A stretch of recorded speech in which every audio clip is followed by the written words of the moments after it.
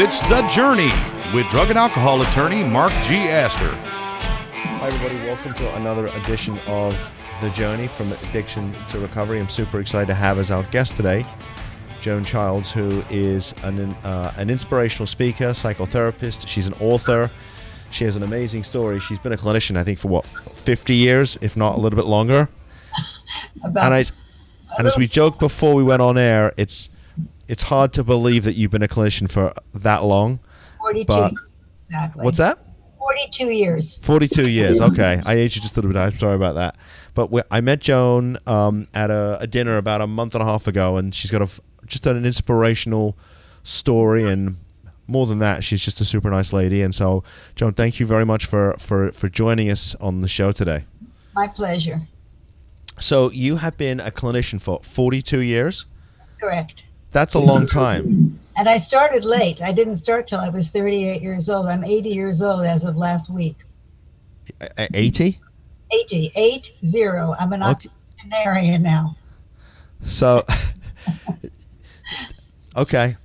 You look fabulous. How about that? I'll just leave it at that.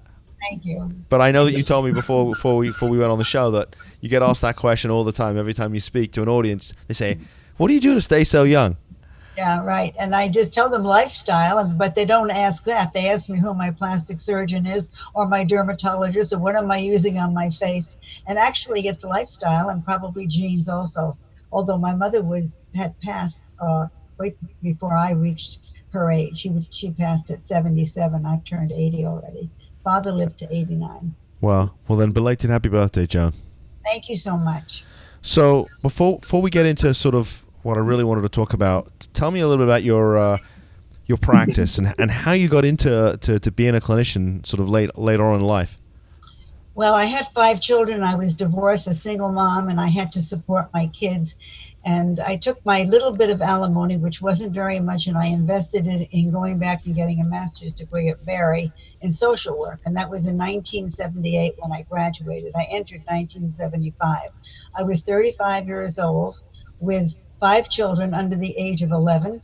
And I just was looking to get something that I had passion about. And I had been in psychotherapy myself as a patient for about 8 or 9 years. And I just said to my therapist one day, I want to do what you do. And he said, well, put your money where your mouth is. And I went to Barry and I got my MSW, graduated at the age of, 38. And I started a private practice. This was before we were even licensed in the state of Florida. So I hung up a shingle and I spoke to anyone that would listen to me, from the Rotary Club to the Optimist Club to every church, synagogue, the police department, the fire department. And that's how I built. It was before internet marketing. So I had to do it the old-fashioned way, just grind it out day after day. And that's how it happened. So are you still practicing these days? Yes, I am. I still am practice in Hollandale. I closed my Fort Lauderdale office in January.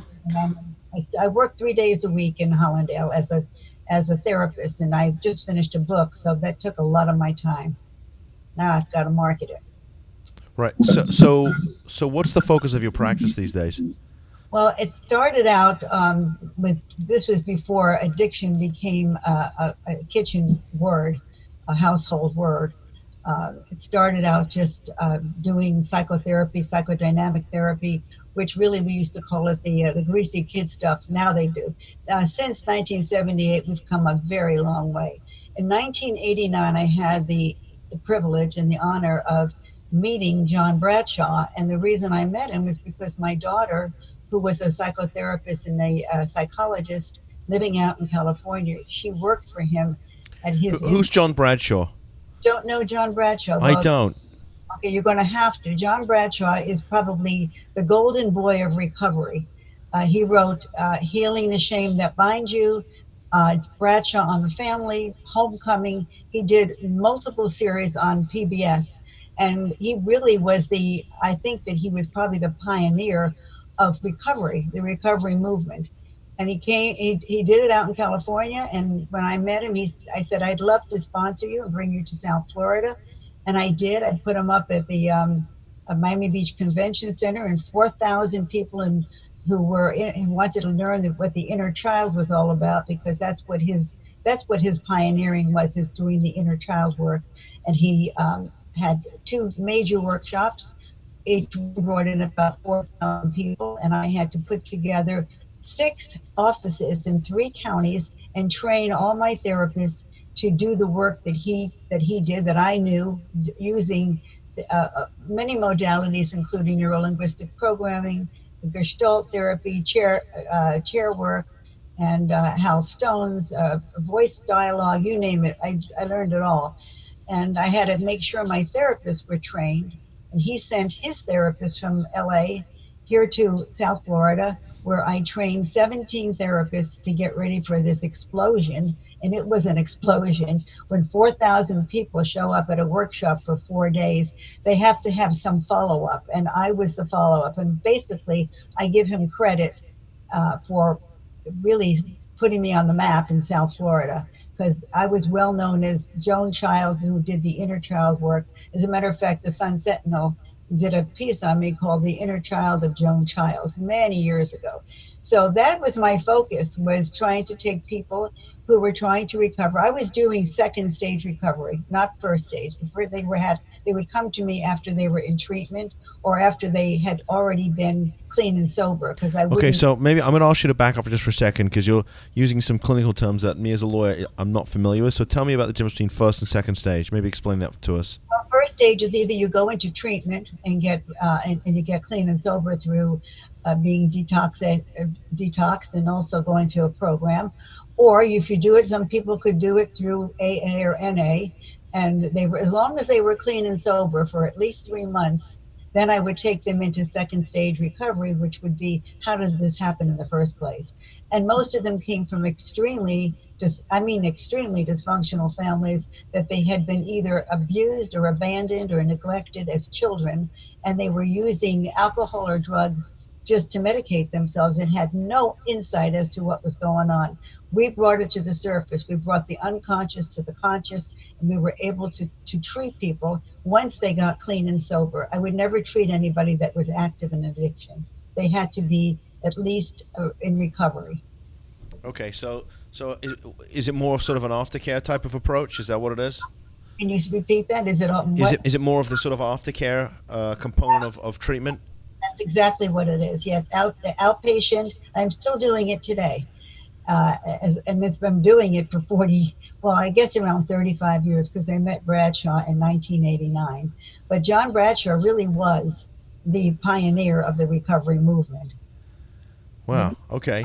So do you think that the way we're treating, even in aftercare, substance use and mental illness, do you think it's changed much over the years? Because I hear in some circles they say, oh, it's the same old abstinence-based treatment, and it's, it wasn't that successful back then, and it still isn't that successful today. What do you think about that? Well, unfortunately, part of that is true, but part of it isn't. It isn't a blanket statement. I can't say that it's an absolute either way. I personally see better results today than I did back in the beginning. There's a lot of recidivism in alcohol and drug abuse, no question. But I think that the programs that are offered all over the country have done a lot of what I've been doing for many years before they started doing it, which was the inner child work, and which really goes back in your childhood and tries to resolve the conflicts and the abuse and the neglect, the dysfunction that was there, and has the child within us. We all have a child within us, and that has to be connected to the adult in us, and it's the adult that reparents the child, because nobody else is going to do it but us. Right.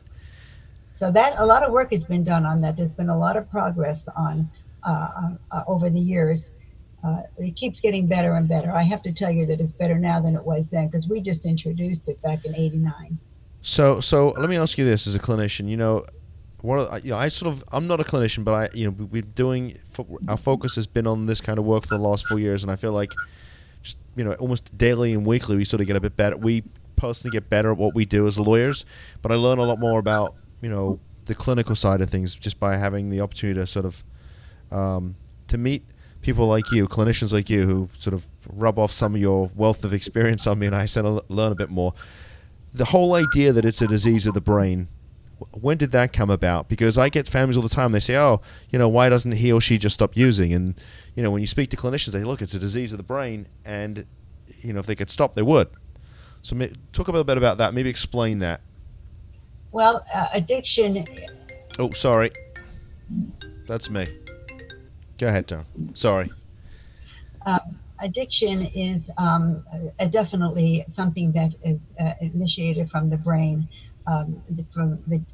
When you start using, whether it's sugar or whether it's cocaine or whether it's alcohol, it doesn't matter. There is a brain element that reinforces the addiction, but that's not the cause. That's already done after you start using. The etiology comes from early childhood development, when children are not treated, are not taken care of, or given what they need, their actual basic needs, because their parents are not providing good parenting. That's the main cause. And okay, well, so tell me about basic needs. Tell me what you mean by that. Basic needs, you have to have a sense of self-value, that you matter. Children will do anything to feel that they matter. They'll jump through hoops. They must have a sense of structure. They must know that by saying that they matter, they have to know that there's love and there's appreciation and that there's structure and that they have their own space. They're not invaded, and that they're not physically or mentally or emotionally, verbally, intellectually, or spiritually abused. And there's a combination of all kinds of abuses, and whether it's sexual or physical or emotional or verbal or intellectual or spiritual, that all goes into the brain, and the child starts to feel either that they don't matter or they get confused. And that's when a lot of brain issues come about, and self-esteem issues, and feelings that you're less than.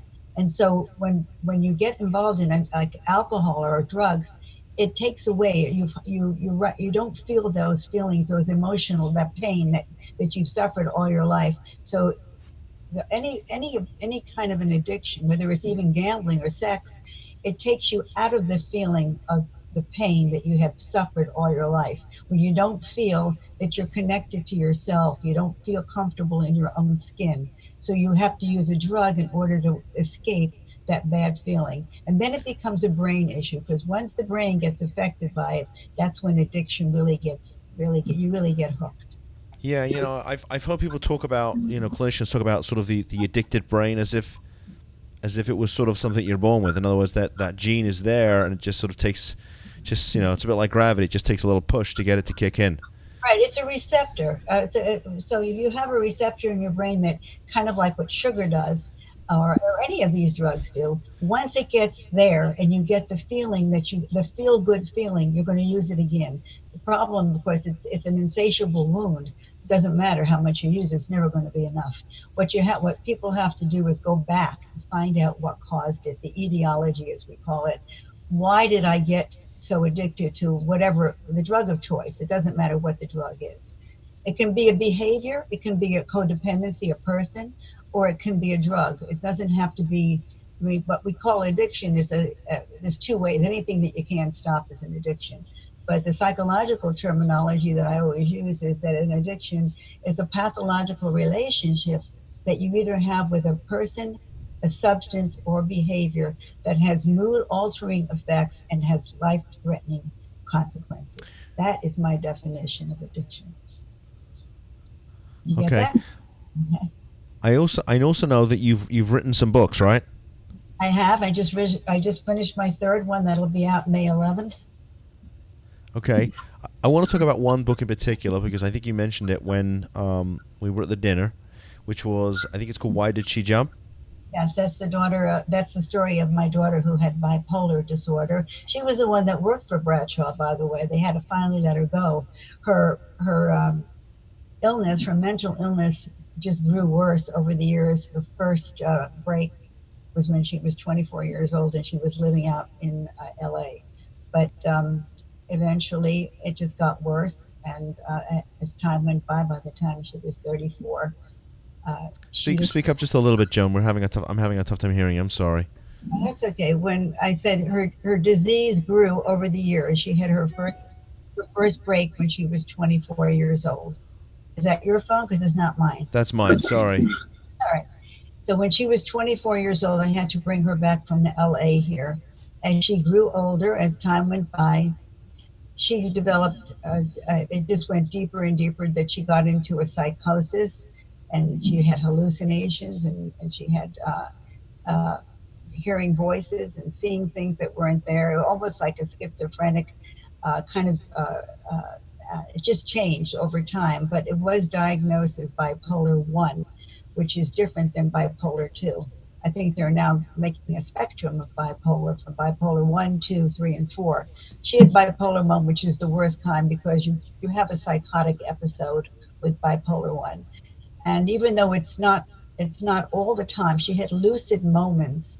There were times that she made perfect sense, but there were times that she had fantasies and ideas that were just not realistic. And she was like a prophet. She predicted things and a lot of them came true. It was very scary. We hospitalized her 10 or 12 times. She was at least seen by 10 or 12 psychiatrists. We couldn't help her. The disease was very much like alcohol or drug addiction, in as much as that it was progressive, it was pervasive, and it was permanent. And that's very much like alcohol and drug addiction. So how old was your daughter when she passed away? When she was 34 years old, she leaped out of a 15-story window to her death. And I wasn't here at the time. I was in North Carolina when it happened. And it was devastating to all of the family, because when someone in your family dies, let alone suicide, but suicide only magnifies it, because you always think that you're responsible, even though you're not. You always think, what if? You have all these what ifs. I should have, I could have, why didn't I? And then the cascade of emotions just goes on and on like a waterfall that never stops. And you live in this grief and loss. And then at some point, that's when I started writing the book, because writing the book gave me an opportunity to discharge a lot of the pain that I was suffering. Yeah, I mean, I have to imagine, Joan, as a clinician, that it had to have been, not just as a mum, but maybe just as a clinician, it had to be enormously frustrating to sort of be dealing with this issue. And it sounds like she was suffering for like 10 years, which is a long time to be dealing with this. Absolutely. You're 100% right. As a clinician, I looked at it as objectively as I could, because I studied this. I mean, I wasn't a psychiatrist, but I knew enough about it that I was able to get her to people that should have been able or could have been able to help her. But like I said, this disease is progressive, and it's pervasive, and it becomes permanent. In many cases, there are 8 million people out there that have this illness. We have 40,000 suicides a year from bipolar and depression. So it's right out. It's unfortunately, mental health is not getting the attention. Our mental illness is not getting the attention or the care that it deserves in this country. We're a country that we should be able to provide much better help and resources for people who are mentally ill. And that has been my mission, is to take the stigma out of mental illness. And I turned my pain, I morphed it into passion and purpose. And besides writing the book and talking about suicide, bipolar, and losing a child, I started a foundation with the Mental Health Association of South Florida. And and other therapists also give lectures and workshops there. To try to work with families who are struggling with children or with spouses or family members that suffer from bipolar disorder, because there's 8 million people out there and 40,000 a year that die by suicide, and all of the post-traumatic stress. If you throw that in there, there's a veteran that 20 veterans commit suicide every day. Yep. So a hot topic. It's really also law enforcement and people who are in the sort of emergency response type of professions. Terrible PTSD and depression and anxiety, And it seems like it seems like there was a point in time where we felt like we could sort of medicate our way out of the problem. And I think people are coming to the realization that especially with the veterans, that you can't medicate your way out of, you can't medicate somebody who's done 3 tours of Afghanistan and watch, half of his friends get blown up, and then expect that person's going to be all right with, 6 months of some type of medication. Well, fortunately, in answering your question a while ago, how far have we come in helping people? You were talking about addiction, and I look at it as a kind of like a holistic, an umbrella of mental illness, inclusive of addiction, which is definitely part of it. We've come a long way. And one of the things that we've learned, that we discovered, I learned about it 25 years ago, is EMDR, which is really focused on post-traumatic stress disorder. Yeah, so I've heard that the acronym used before, EMDR. Tell me what that means. What does it stand for? It stands for eye movement, desensitization, and reprocessing. It's fancy words. That's why they don't use it. They use EMDR. It just means that that you can do certain things with saccadic eye movement. That's eye movement, move the eyes back and forth. That somehow opens up the amygdala part of the brain, which stores the trauma. The trauma. I don't know if you can see my hands from where you are, but my hand. Can you see my hands when I'm putting them out to you? I can't. You can't. Okay. In the part of the brain is a thing that's called the amygdala. In the amygdala is stored trauma. It's trying to get out, but the amygdala is trying to protect you so it doesn't let it out. The strangest thing is Francine Shapiro, who was a psychologist researcher in Palo Alto, had some issues of her own, and she took a walk on the campus. And she went from point A to point B, and she recognized at point B, the issue that she was focusing on, that she was having some trauma about, by the time she got to point B, it was diminished. Being a researcher, she asks the question that I never asked, is how come? Why did that happen? What did I do to cause me to feel better when I took the walk? She researched it, she analyzed it. So she went from point B back to point A with a different problem that she was trying to cope with. And she found that when she went back to point A, the same phenomena happened. She wasn't as anxious about it. And what she discovered is the only thing that happens when you take a walk is that your eyes move back and forth. They dart back and forth. So she created in her laboratory, in her office, with patients, she would take her fingers and she would move them back and forth to the person's eyes. It's called the saccadic eye movement. And for some strange reason, it moves the amygdala part of the brain, it opens it up and the trauma comes up. And it doesn't happen that quickly, by the way. It takes you back to every time there was a trauma and you release it. It's a release, it's discharge, so that you're not carrying it anymore. And once it's out, and it's out through the limbic system. In other words, it's not just intellectually out or in the neocortex, which is the logic and the rational part of the brain. This is in the limbic system, which is the seat of the emotions of the brain. So it's released either through tears or through anger or any emotion. I had somebody that was raped by her father who came over from the Bahamas, had a severe reaction to EMDR. She actually fainted in my arms. One person threw up, one person had a nosebleed, because this is locked into the amygdala. And then when the amygdala opens it up, it's kind of like when you have an abscess in your tooth and it hurts. And when they break the abscess, it's very painful, but it relieves the infection. And it's the same Takes the pressure off.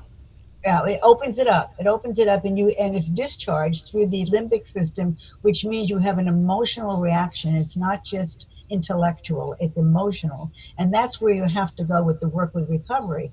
You can't just talk about it. You can't just say, this is what happens in the brain and blah, blah, blah. You have to go in and delve deeply into the limbic system and find the child that has been either tortured when they were young, or they were they weren't handled properly, they weren't given the proper nurturing and the proper parenting. Their role model was terrible, so that they can go back and they can reclaim that child, and then they can become the champion of that child by by connecting with it, because our brains are wired for connection. And when we disconnect, even in relationships, which is what my last book is about, we go into crisis because we are wired for connection. And when you disconnect, you go into crisis, therefore addiction, because you have a relationship now with your drug of choice instead of the person that you need to be connected to. And Right. that includes yourself. You disconnect from yourself. So the brain, let me just tell you one more thing that I think is important for you to understand. The brain is the only organ in our body that cannot self-regulate. It needs another brain to self-regulate. So if you look at a child, there's a great experiment called the still face experiment, where the mother is playing with the child who's in a high chair, and she's giggling and she's doing all sorts of things. The baby is pointing and the mother's interacting. And then she's told, as the experiment, turn away from the child, go back and don't have any facial expressions, just have a blank face. Do not interact, do not show any animation. The child becomes very stressed and tries everything she can to get the mother's attention. And then when the mother resumes back to interacting with her, the child then becomes happy again. It's kind of like the good, the bad, and the ugly. The good is of the stuff that we do with our children, we play with them. The bad sometimes is when we can't be there 24/7. But the reparation is when you can go back to fixing it. The ugly is when you never fix it, it continues. So, Right, and I guess that's when we get kids that do horrible things like shoot each other. Yeah. Yeah. And maybe that's a whole other conversation, a whole other podcast. Do you have a copy of the book that you wrote about your daughter? Can you hold it up for us? You see it? Yeah, hold it up a little tiny bit higher. Yeah, why did she jump? So, why did well, she's beautiful girl, your daughter. Yeah, she was beautiful. She was smart. She was very sick. Her brain it was almost like having cancer of the brain. She did not commit suicide as far as I'm concerned. Yes, she jumped out of a 15-story window onto a concrete slab, and she didn't make a sound, but she was not present. She didn't have her soul, if you want to call it, present. She had flipped out in lingo. She didn't realize what she was doing. She left no note. There was no intentions. I called her 2 nights before while I was in North Carolina. I asked her how she was doing, and she was very responsive. She said, Mom, one day at a time, it's not easy. And I asked her, I said, Pamela, I want to ask you a question that I don't want to ask you, but I feel I have to because I'm away from you. Do you ever think about committing suicide? And she reassured me. She said, Mom, I would never, ever do anything like that. I wouldn't leave a legacy like that to you and Daddy and my brothers and sisters. You can be assured. And then the other reason I would never do it is because I always have this fantasy that the devil's going to take my soul. If I kill myself, I would be giving my soul to the devil. And she said, the third reason is because I'm Jewish and we're not allowed to commit suicide. She tried very hard to convince me that she was fine. But I called her psychiatrist and I said, I'm very concerned about my daughter. I'm away. Her sisters are away.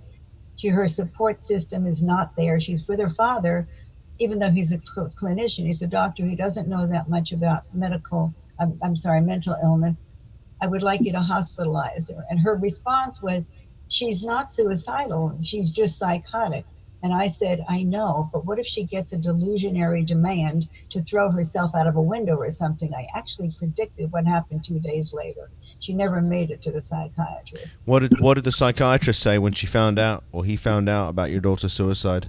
Well, she was obviously very distraught, so distraught that I found out that she herself committed suicide.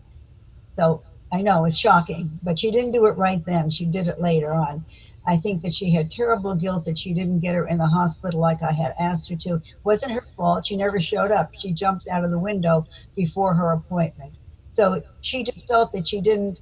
I really don't know how she felt because she died before I had a chance to talk to her, both of them. So wow. It's a terrible story. It was so bad I didn't even put it in my book because I didn't know when I wrote the book that the psychiatrist had committed suicide, which is not uncommon, by the way. It's one of the professions that has the highest rate of suicide is the profession of psychiatry. So I know that when we all sat down today, you mentioned that they're making a movie, or there's talks about making a movie about your daughter. They've started this movie at 10 years ago, and they're what they're calling pre-production right now, and they're not ready to. They have the money, they don't have all the actors, so I don't even talk about it anymore. I kind of put it aside. When it happens, it happens. But the book that I wrote now, which is coming out in May, that's something that I'm really looking forward to, because that comes right out of my practice. I work a lot with couples. That's mainly my work. I work with individuals, but I also work a lot with couples. So I have the new book. It's called I Hate the Man I Love, and that'll be out in May. That sounds like another Christian Grey possible book.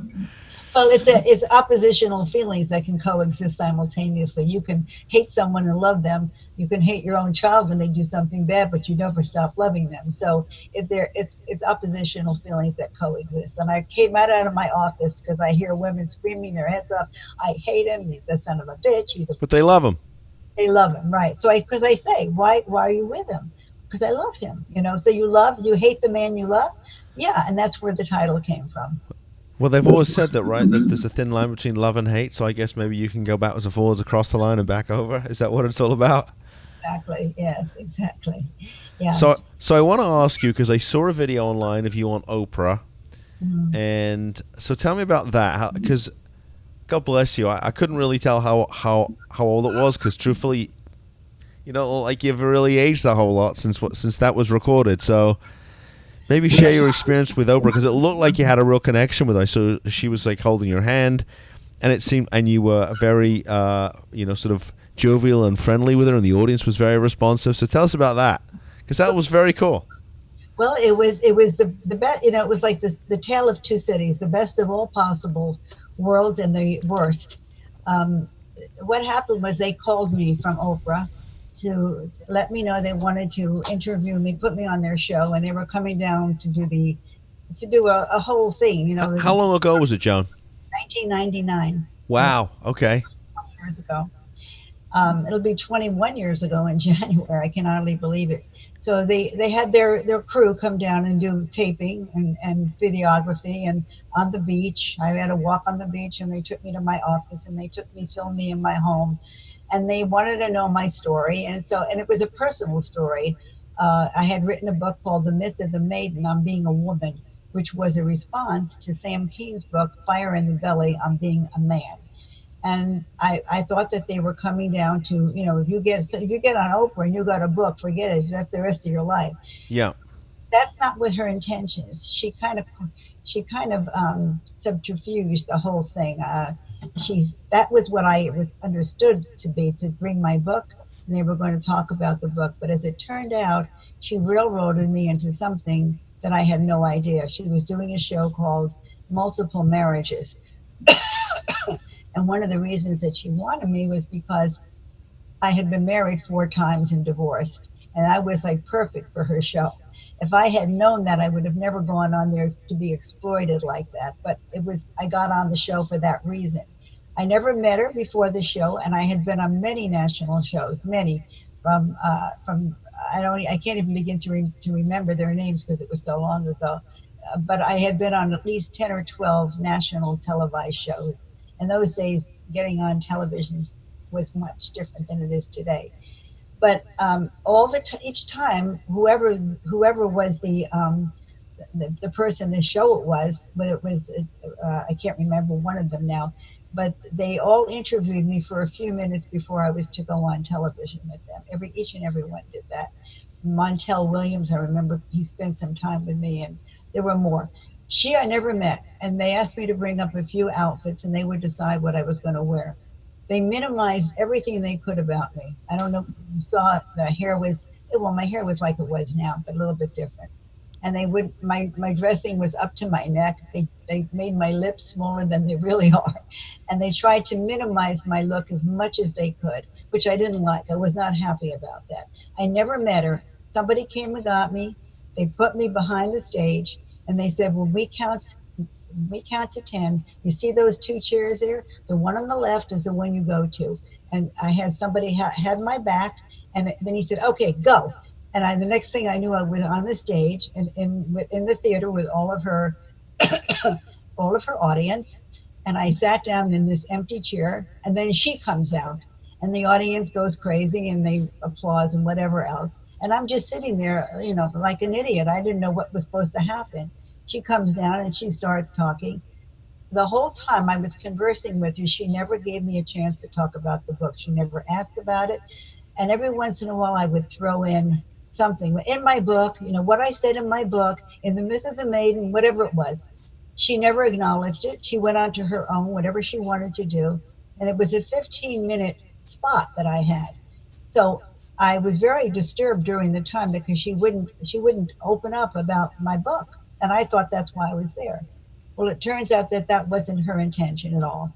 And even the few things that I mentioned about the book, I literally slipped it in. They were edited out. So I was extremely disappointed with that event because it didn't give me what I had hoped it would, which would have been PR, exposure, and the book. So did you get any calls after being on the show? Did you get any business out of it?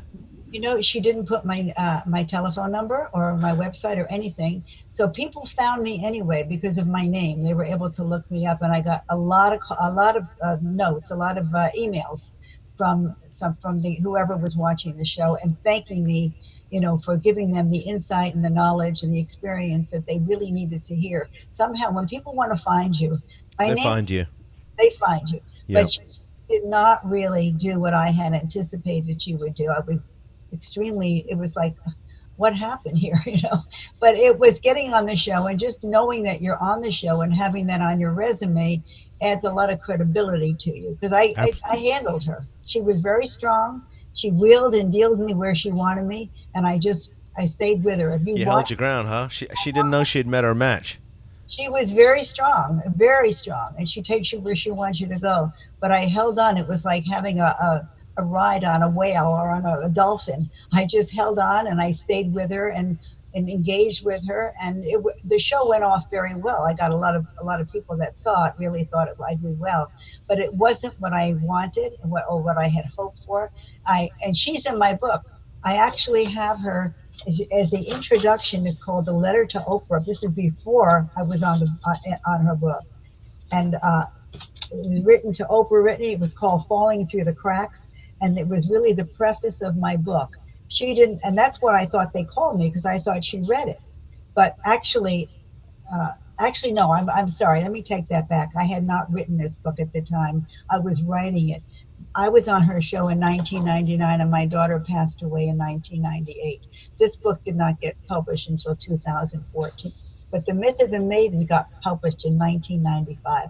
And that's what I thought she was really, asking me to come on her show for. So basically, it was fun to be on it, and people have not forgotten. I'll tell you a funny story.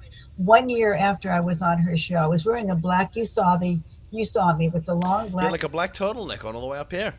Wanted me covered completely, and I had a little pin like a cameo, and boots.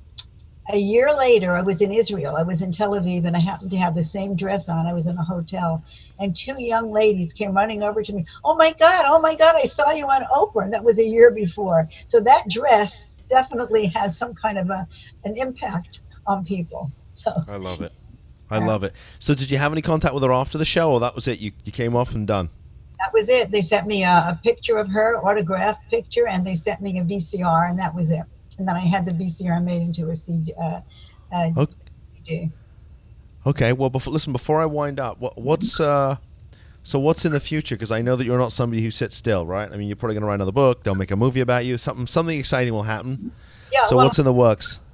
In the works is the book, and I plan to do a lot of book signings all over the country. I'm going to New York to go to the Book Expo in May. And I'm going to try to get, internet marketing done on it so people know about it. I'll be in Barnes & Noble. I'll be in every bookstore there is, Books of Books, down in Coral Gables in Miami. And then, so that's the big thing. And I'm still doing my practice, seeing couples and individuals. And I try to get some speaking. I want to be speaking wherever I can speak about these different issues about I Hate the Man I Love, of course, is my main topic now, but grief and loss is another very important topic that I talk about. I talk about women, you know, where we came from when I was raised in Miami Beach in the 1950s, which was like the last age of innocence, and where we are today, that, you know, that trajectory that I was on, which is really, at being 80 years old, I was still in the Victorian age. It was Elvis Presley who just shook up the nation and transformed us into the sexual revolution, who I happened to date in 1958 when I was in Memphis. Amazing. It's in the book, too. All right. Well, we'll have to have a separate conversation about that. But before I let you go, tell folks how they can get a hold of you if they want to make time to meet with you. Okay, they can reach me at 954-568-1004, or they can call me or reach me on my website, which is joaniechilds.com, or they can email me, joanec@aol.com or joaniechilds@gmail.com. They have two options. I think and the book about your daughter, Why Did She Jump? Where can they get that? Amazon. Are your other books on Amazon too? Yeah, but they're not in the bookstore because it was written in 2014, so it's out of the bookstores. But they can get it on Amazon. It's still in Right. Amazon. Okay. Listen, don't go anywhere. I got to sign off here. But thank you for coming on the show. Thank you for asking me. It was a pleasure. Hang tight for a second, okay? And folks, thanks for tuning in. Don't forget to like us and subscribe. I buggled that one up. Like and subscribe us on YouTube. We're on Vimeo, Facebook, LinkedIn. And if you need information about what we do, drugandalcoholattorneys.com. Mark at drugandalcoholattorneys.com is the email. And our phone number is 561-419-6095. Until next week, thanks for tuning in.